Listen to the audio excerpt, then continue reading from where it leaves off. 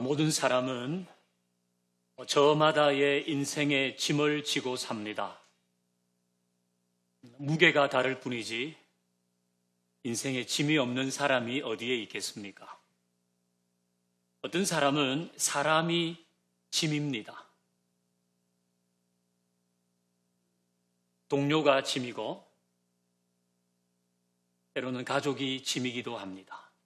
배우자가 짐으로 여겨지고 부모와 자식이 짐으로 다가올 때도 있습니다. 경제적인 짐을 진 사람도 있습니다. 기본적인 의식주를 해결해 가는 것이 좀 벅찬 경우도 있습니다. 또 자식을 위해서, 노후를 위해서 뭔가를 준비해야 한다는 것이 짐입니다. 은행 부채도 있지요. 건강이 짐인 사람도 있습니다. 건강 때문에 늘 무거움이 나에게 있습니다. 또 미래에 대한 걱정과 두려움도 모든 사람에게는 짐입니다. 자, 이제 저를 쳐다보지 마시고 옆에 있는 분을 한번 쳐다보시겠습니까? 좀 따뜻하게. 따지러 온 사람처럼 보지 말고. 어떤 것 같으세요?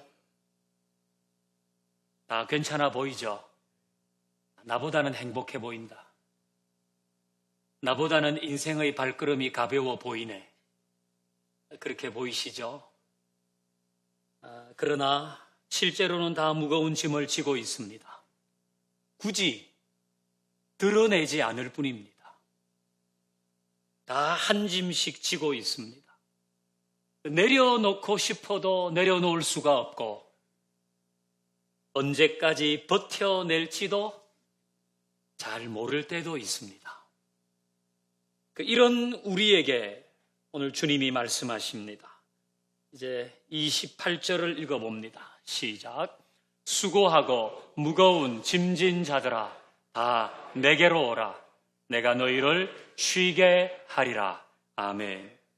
수고하고 무거운 짐진 자들아. 나를 부르시는 것 같지 않아요? 야, 주님이 나를 부르고 계시는구나. 수고하고 무거운 짐을 지고 있는 우리를 주께서 부르고 계십니다. 다 내게로 오라. 그 짐을 가지고 오라는 말씀입니다. 혼자 그 짐을 지지 말고 그 짐을 가지고 나에게 오라. 그래야 쉴 수 있다. 그래야 살 수 있다는 말씀입니다. 우리는 이 초청에 응해야 합니다. 그런데 예수님께 맡긴다고 짐이 사라지겠어? 어차피 내 인생은 내가 책임지는 거야. 이러면 시간이 지날수록 이 짐은 더 무거워질지도 모릅니다. 우리가 예수님의 초청에 응답해야 하는 이유는 그럴 때에 내 인생의 짐이 하나씩, 둘씩 내려놓아지기 때문이죠. 어떤 짐은 즉시 사라집니다. 대표적인 것이 죄로 인해서 생긴 죄책감, 죄의식입니다. 우리는 어느 순간 그게 내 실수였던지 아니면 의도적이었던지 그걸 통해서 다른 사람을 아프게 하고 내가 잘못한 일들이 있습니다. 그런 일들은 늘 내 마음 한켠에 무거움으로 존재합니다. 어떤 사람은 그 죄의식을 해결하기 위해서 평생 속죄하는 마음으로 살겠다 그럽니다. 그러면서 특정한 장소를 가지 않고 특정한 음식을 먹지 않고 또 자기가 누릴 수 있는 기본적인 생의 기쁨을 계속 절제하면서 사는 사람도 있습니다. 그렇게 한다고 죄의식이 해결될까요? 또 어떤 사람은 그 죄책감을 상쇄하기 위해서 억지로 선한 일을 합니다. 내가 착한 일을 하면 내가 했던 과거의 잘못은 좀 해소되지 않을까? 그런 마음입니다. 근데 이런 시도들은 그렇게 효과적이지 않습니다. 이 사람 마음에 있는 죄의식과 죄책감은 십자가와 부딪힐 때 거기에서 해결이 됩니다. 그러면 즉시 해결이 됩니다. 예수님께서 나의 죄와 허물을 다 담당하셨다. 그 예수님의 십자가와 내가 부딪히면, 그걸 깨달으면 이 문제는 즉시 해결됩니다. 반면에 즉시 해결되지는 않지만 좀 빠른 시간 안에 사라지는 짐도 있습니다. 그것은 염려와 근심이 만든 짐입니다. 걱정도 팔자다, 사서 걱정을 한다, 이런 말은 하지 않아도 될 괜한 걱정을 사람들이 많이 한다는 겁니다. 혹시 병에 걸리지 않을까? 암은 나를 비껴갈까? 이 편두통이 좀 오래되면 이건 뇌출혈일 거야. 아랫배가 오래 아프면 대장암일 수도 있어. 손가락이 좀 아프면 류마티스야. 이렇게 걱정과 근심이 자꾸 짐을 만듭니다. 우리 가족 사고 나지 않을까? 우리 집안에 우환이 생기지 않을까? 정말 걱정을 사서 할 때가 있습니다. 그런데 예수님께 나가면 이런 걱정과 염려들이 하나씩 사라집니다. 이전에는 그거 굉장히 불안하고 걱정스러웠는데 예수님께 나아가면 그 짐이 하나씩 내려지는 것을 경험합니다. 여러분 중에 나는 좀 다른 사람에 비해서 내일에 대한 걱정과 불안이 좀 많은 편이다. 그런 사람이 있을 겁니다. 이건 믿음의 문제를 떠나서 사람 기질의 문제거든요. 기질적으로 좀 걱정과 염려가 많고 내일에 대한 불안과 두려움이 많은 사람이 있습니다. 내가 좀 그런 편이라고 생각되면 예수님께 그 짐을 가지고 나아가는 일을 좀 더 자주 해야 돼요. 좀 더 자주. 예수님께 그 짐을 가지고 나아가서 짐을 내려놓고 그 부분에서 쉼을 얻을 수 있는 은혜를 받아야 하는 거죠. 이렇게 좀 빨리 사라지는 짐도 있지만 모든 짐이 빠른 시간 안에 사라지지는 않아요. 예를 들면 죄가 원인이 된, 나의 욕심이 원인이 된 이 죄의 결과물, 내 욕심의 결과물들이 그렇습니다. 어떤 가장이 그냥 쉽게 말하면 바람을 피웠어요. 이제 성적으로 죄를 지었는데 이 일로 가정이 깨지고 헤어지고 애들도 집을 나갔어요. 직장도 잃었어요. 이런 경우에 내가 예수님께 나아간다고 그 모든 문제가 즉시 봉합되지 않습니다. 또 빠른 시일 내에 그 짐이 사라지지도 않습니다. 내가 예수님께 나아가도 가정은 깨진 채로 여전히 시간이 흘러가고 있는 겁니다. 자, 이럴 경우 수고하고 무거운 짐진 자들을 다 불러서 내가 너희를 쉬게 하겠다는 이 예수님의 말씀은 어떤 의미가 있을까요? 오늘 본문 전체를 한번 읽어봅니다. 시작. 수고하고 무거운 짐진 자들아 다 내게로 오라. 내가 너희를 쉬게 하리라. 나는 마음이 온유하고 겸손하니 나의 멍에를 메고 내게 배우라. 그리하면 너희 마음이 쉼을 얻으리니 이는 내 멍에는 쉽고 아멘.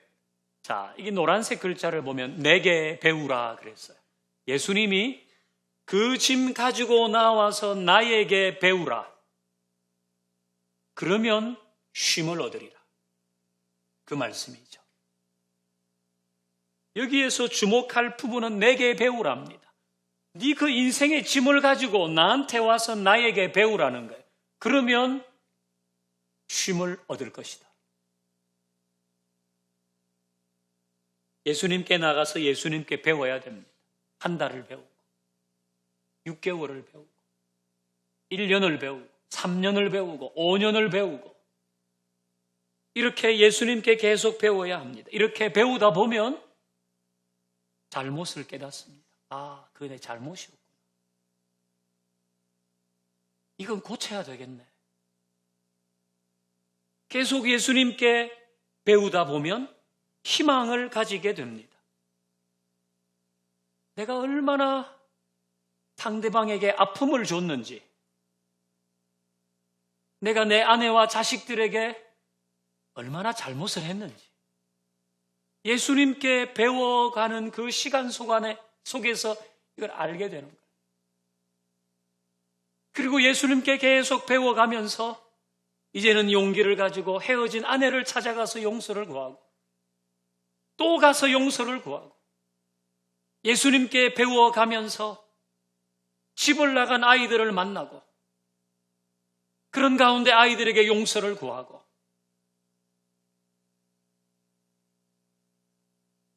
그렇게 계속 예수님께 배우다 보면 가정이 서서히 회복되어지는 것을 알게 됩니다. 이렇게 10년을 예수님께 배우다 보면 어느덧 행복한 가정의 비법을 아는 사람처럼 되는 거예요.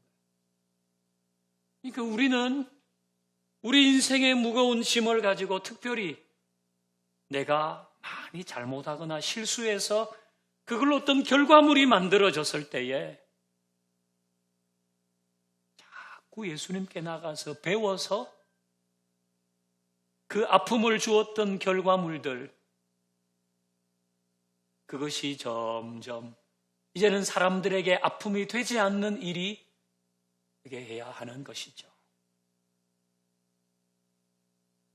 이렇게 예수님께 나아가서 배우다 보면 무겁던 인생의 짐이 하나 둘씩 사라지고 마음의 병도 고쳐지고 마음의 병이 고쳐지면 몸이 회복됩니다. 열등감도 없어집니다. 우울증도 사라집니다. 야, 사는 게 참 행복하네. 느끼게 됩니다. 못된 성격도 고쳐질까요? 예. 저는 예수님께 자꾸 나가서 배우면 우리의 모난 성격도 고쳐진다고 믿습니다. 내게 배우라. 그리하면 너희 마음이 쉼을 얻을 것이다.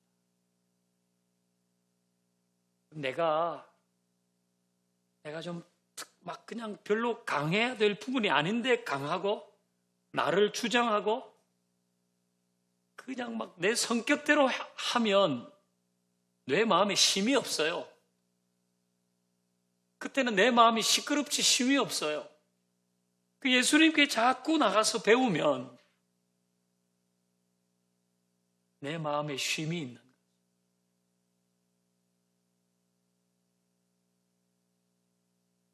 평생 질 것처럼 생각했던 짐도 점진적으로 사라집니다. 그래서 예수님께 나가야 돼요.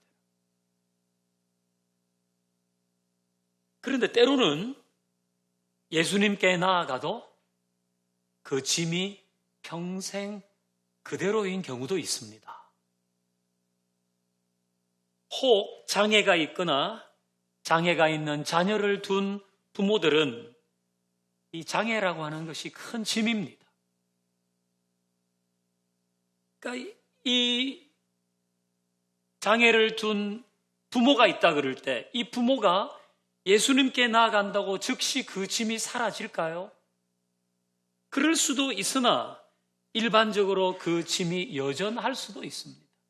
그럼 예수님께 10년을 배웠어요. 그 짐이 사라질까요?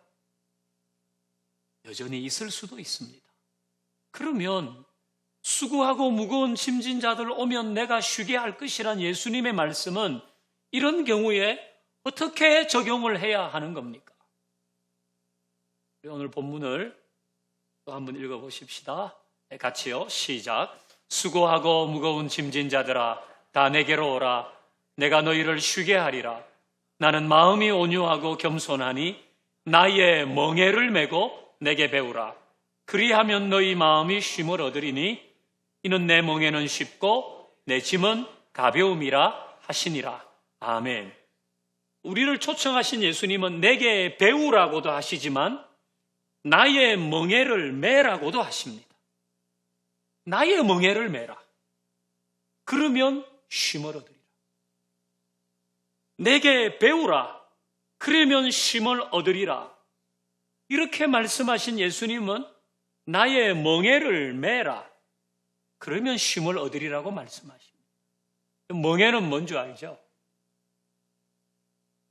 이 멍에를 생각할 때 김수시의 멍에가 제일 먼저 떠오를 수도 있습니다. 근데 이 멍에는 수레를 끄는 소나 말의 어깨를 등 위에 가로지른 막대기 같은 거잖아요. 예수님께서 나의 멍에를 메라고 말씀하시는 것은 나와 함께 멍에를 메자. 다르게 말하면 나와 함께 그 짐을 지고 가자. 함께. 그 짐이 사라지지 않을 때 그런 경우는 나와 함께 그 짐을 지고 가자. 그러면 쉼을 얻을 것이다. 그런 말씀입니다.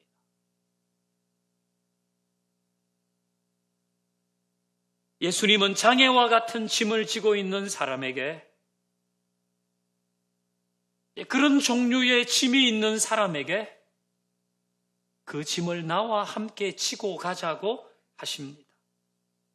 지금까지 혼자 그 짐을 지느라 많이 무거웠는데 이제는 함께 지자는 것입니다. 장애를 가진 아이를 낳은 부모를 알고 있습니다. 이 아이는 태어나면서부터 앉지도 걷지도 못했습니다. 20살이 되었는데 6살 같습니다. 당연히 부모에게 이 아이는 무거운 짐이었습니다. 처음에는 사람들에게 이런 아이가 있다는 것을 감추었습니다. 손님이 오면 방에 들어가 있게 했습니다. 근데 이 부모가 예수님을 만났고 시간이 지나면서 자녀의 장애라는 이 짐을 예수님과 함께 지기 시작했습니다. 혼자 지고 살았을 때는 부끄러웠습니다. 한숨이 나오고 억울하고 힘이 들었습니다. 근데 예수님과 함께 이 짐을 지고 나서부터는 달랐습니다.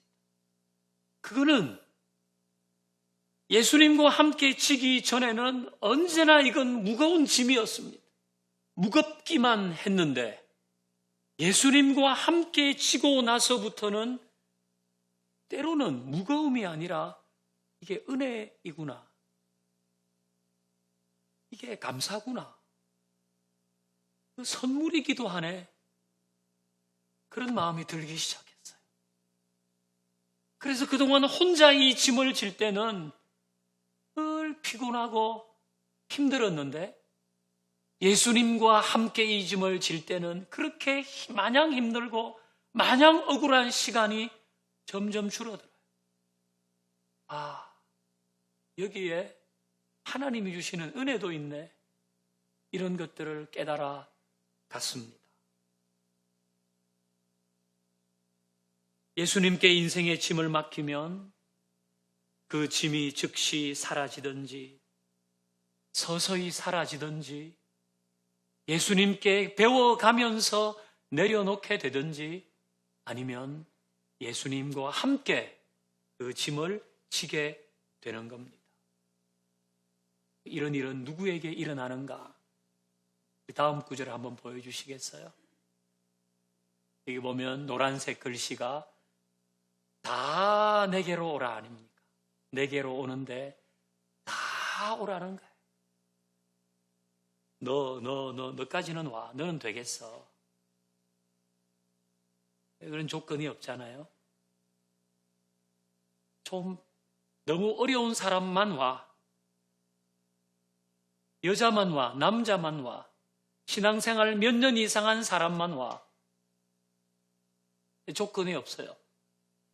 단 하나의 조건이 있다면 짐을 지고 있으면 되는 거예요.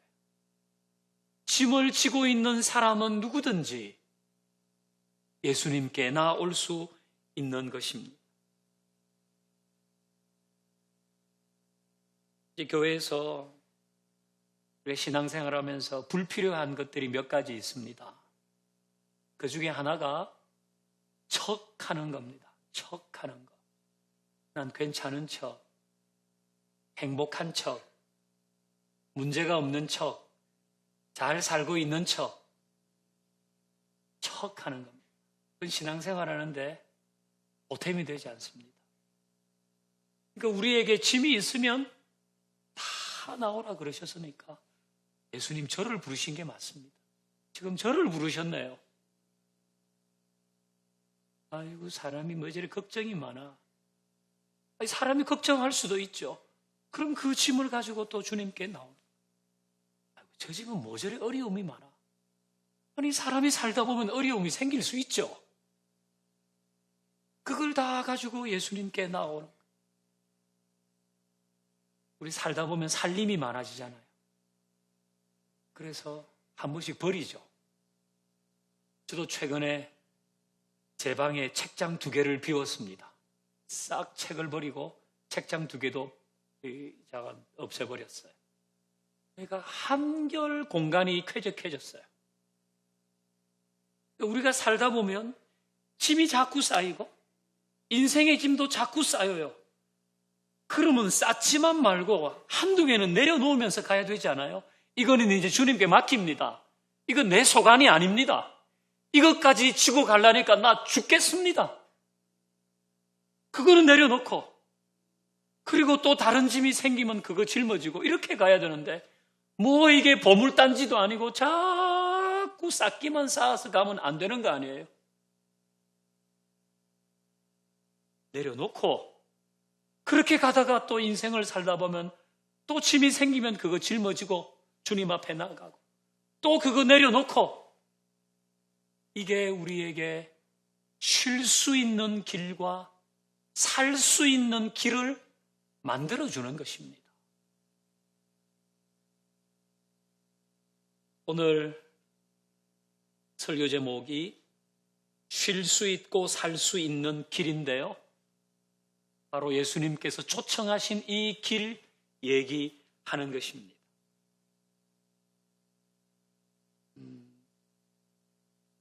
우리가 살다 보면 내가 짐을 지는데 내가 짊어진 짐이 아니에요. 그건 내가 잘못한 게 아니에요. 그 내가 잘못 안 했는데 누가 나한테 짐을 지어줬어요. 누가 지어줬든지 짐을 줘. 그래서 내가 지고 가는 경우도 있고 어떤 경우에는 내가 목적을 가지고 짐을 지는 경우도 있습니다. 나 이거 한번 해보리라. 다 좋아요. 근데 그 모든 것을 혼자서 해결하려고 하지 말고 주님께 가져 나가야 하는 것입니다. 이제 우리는 이 길을 아는데 이 길을 모르는 사람도 많습니다. 우리는 내가 아니까 다 안다고 생각하지만은 내가 안다고 다 아는 게 아니에요. 여러분 요거 기억하시죠? 우리 행복으로의 초대 금년에 이제 준비하면서 나는 사람 낚는 누구누구라 쓰고 뒤에 내가 마음에 품은 사람 이름도 썼습니다. 요거 잘 간직하고 계시죠?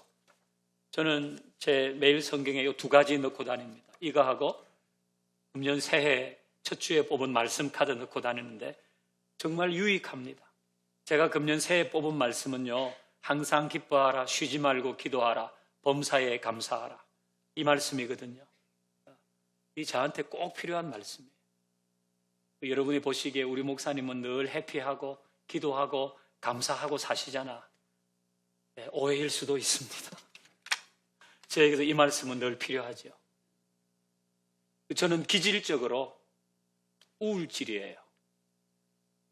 그러니까 이게 뭐 사람이 늘 좋아 이런 사람이 있잖아요. 우리 교회 행복공작서에 나오는 권사님 중에 그런 분이 한 분 계세요. 그분 보면 너무 행복해요. 근데 저는 기질적으로는 우울질이에요. 그 생각하는 걸 좋아하고 음악도 이제는 김광석 씨 노래를 많이 들었어요. 그러니까 항상 기뻐하라고 주님 말씀하시는 거예요.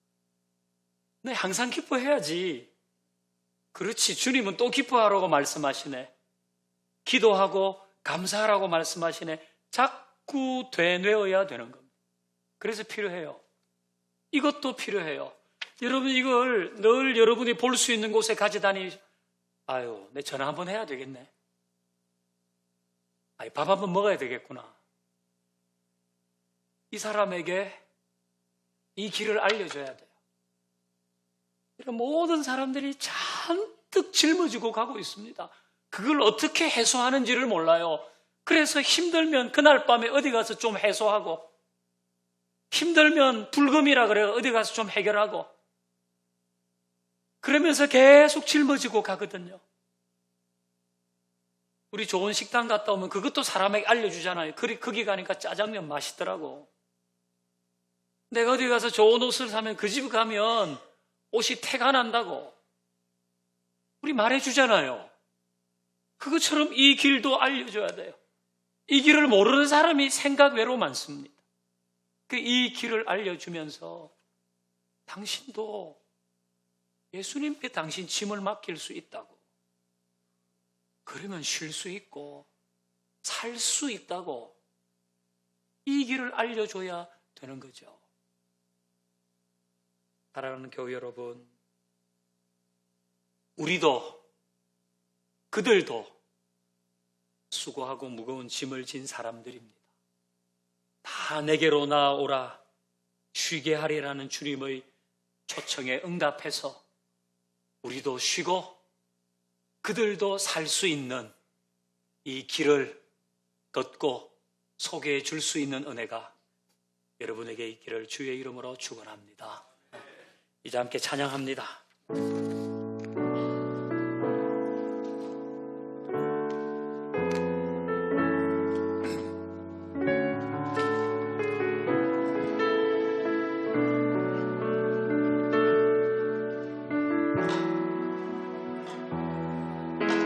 슬픈 마음 있는 자, 몸과 영혼 병든 자, 누구든지 부르시오.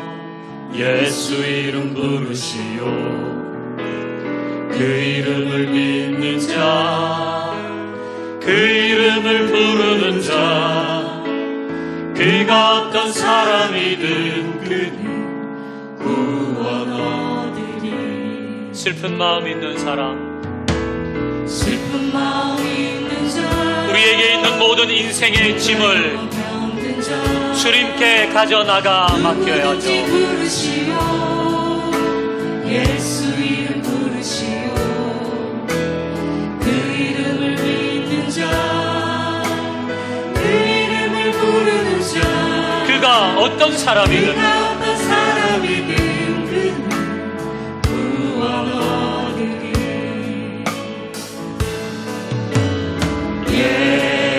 할렐루야. 예수께 나아가면,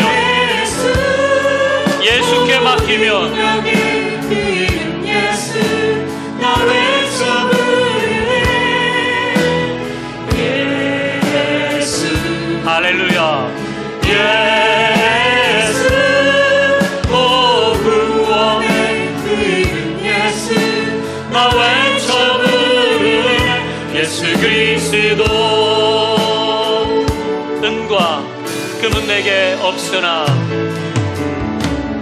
은과 금 내게 없으나, 나 가진 건 너에게 주니. 예수 이름을 붙들어. 너의 이름 예수라. 할렐루야. 그 이름을 붙드시오. 그 이름을 믿는 자, 그 이름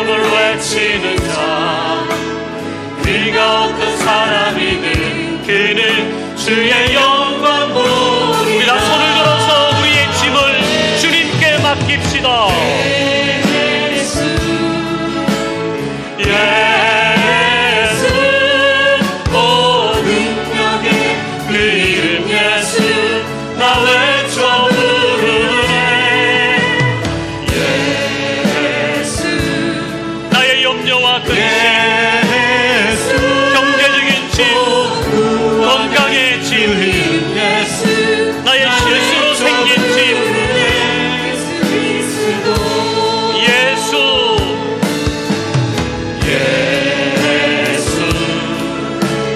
예수 오 능력의 그 이름 예수 주님께 맡깁니다.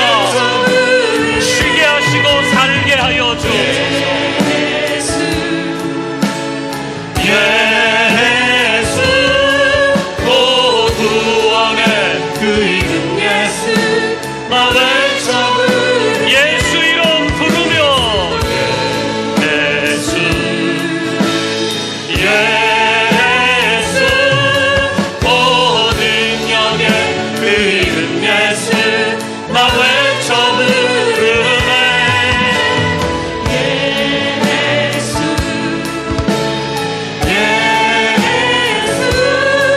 오 구원의 그 이름 예수 나 외쳐